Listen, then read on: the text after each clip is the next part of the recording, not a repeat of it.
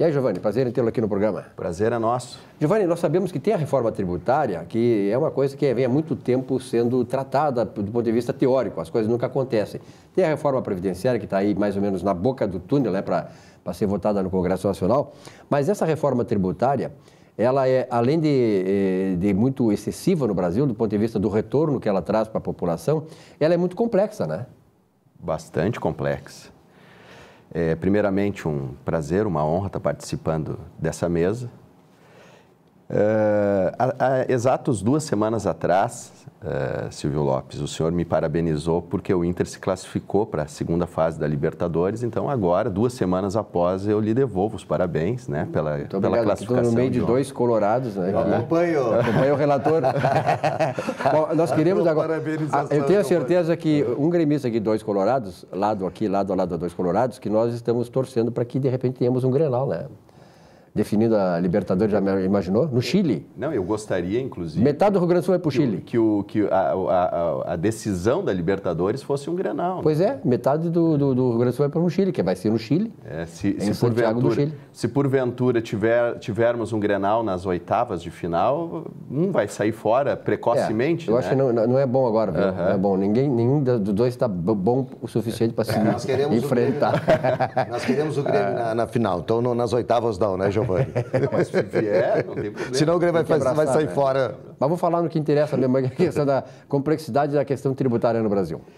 Então, senhores, no dia 31/10/2017, 31 de outubro, o jornal Estadão publicou que o Brasil um estudo, né, feito pelo Banco Central, no qual ficou registrado que o Brasil é o país que se gasta mais tempo para pagar impostos.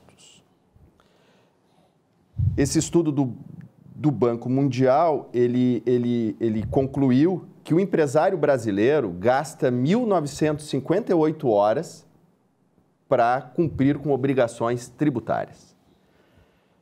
Muito bem.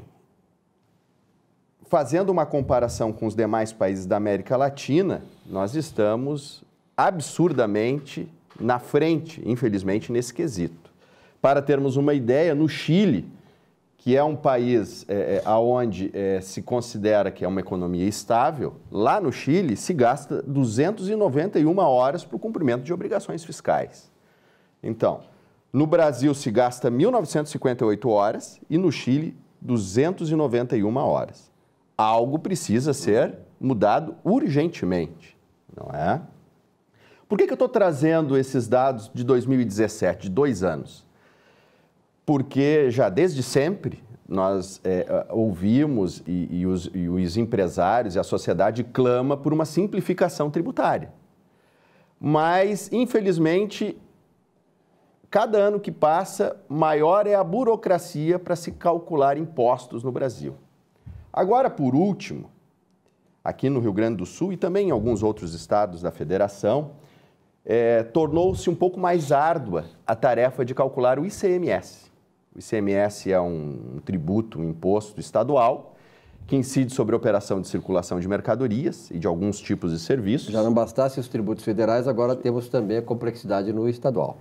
Aumentou a complexidade no estadual, eu vou explicar por quê. O ICMS,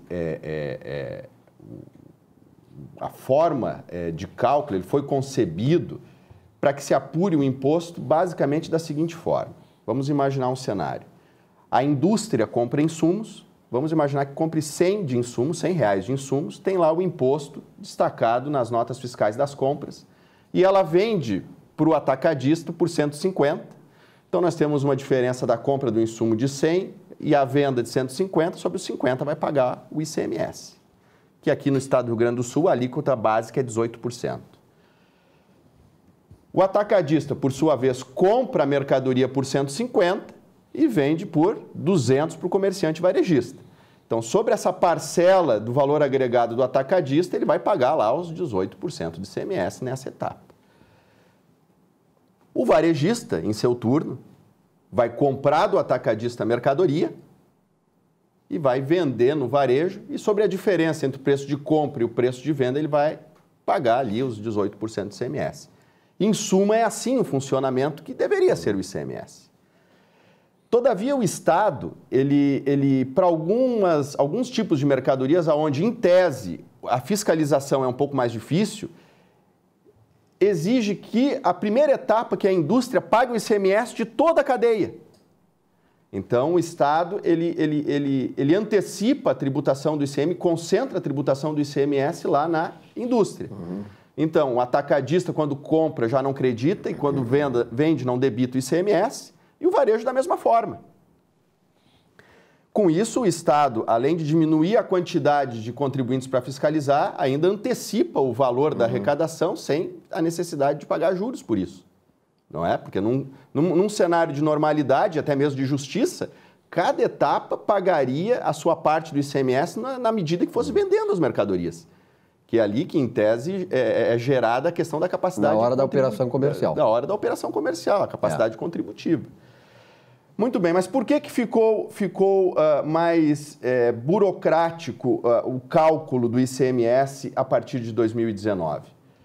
Porque o Estado disse o seguinte: bom, a indústria paga o ICMS por substituição tributária de toda a cadeia econômica. Só que lá na ponta, se porventura o comerciante vender a mercadoria acima da margem presumida do valor agregado, que foi o objeto do cálculo lá da substituição tributária, o comerciante lá na ponta tem que pagar uma diferença do ICMS. Pois é, isso que eu ia perguntar, Giovanni. Porque lá na indústria, quando ele emite a nota fiscal para o atacadista, porque a cadeia é a produção, a indústria, atacadista, varejista, ele tem que imaginar qual é o preço de venda do varejista para fazer essa tributação pelo valor agregado de toda a margem de toda a cadeia? O governo estabelece margens de valor agregado presumido.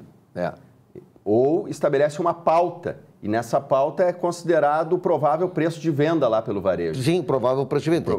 Tem que chutar, vamos lá. Não, o governo, em tese, faz pesquisas de mercado para se obter o preço médio de venda. Historicamente, tu consegue fazer pelo menos uma avaliação estimada, né?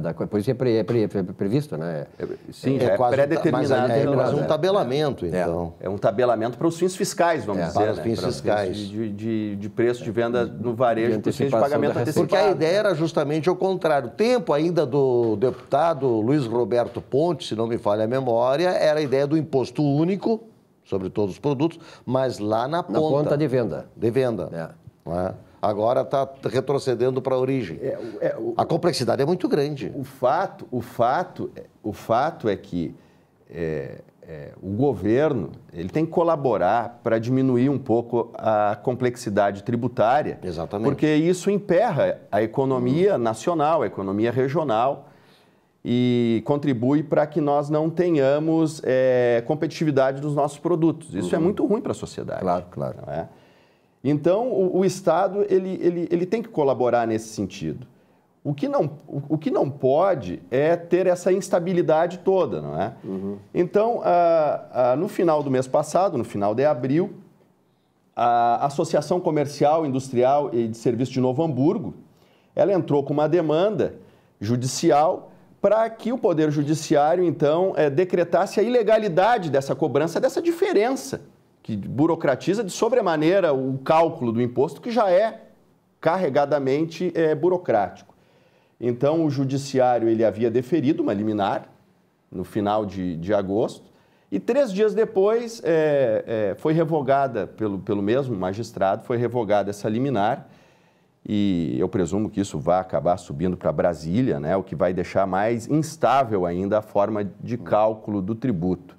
Por fim, para concluir, e aí eu vou dar a minha opinião, me parece que é o caso de abolir do nosso sistema o regime da substituição tributária, né? Se for para ficar nessa instabilidade, que se faça o cálculo na forma convencional, que é, a meu juízo, como deveria ser feito para todos os casos. E o que se busca sempre é a chamada segurança jurídica, porque ela ajuda os negócios, a manutenção dos negócios e a ampliação dos negócios. É isso aí. Obrigado, Giovanni, pela tua presença aqui. Valeu, prazer. Nesse espaço, conversando sobre contabilidade.